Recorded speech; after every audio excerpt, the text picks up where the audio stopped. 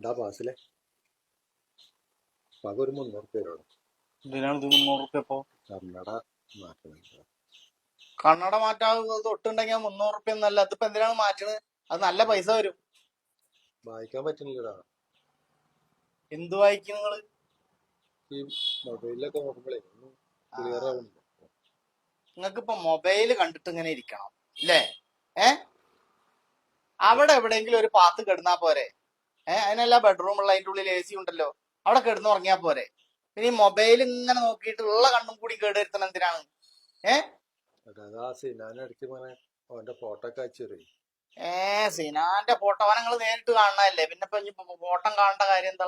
പൊന്നാരോ അപ്പൊ നിങ്ങളിത് ഒന്നും ഉണ്ടായിരിക്കട്ട, അല്ലെങ്കിൽ തന്നെ പൈസക്ക് ചെലവാണ്. ഇനിയിപ്പൊ കണ്ണാട നേരേക്കല 300 രൂപ മതിയടാ. ഞാൻ ചോദിച്ചു ആരോട് ചോദിച്ച്? പീഡിയക്ക് ഇവന്റെ കൊടുത്തയച്ചു.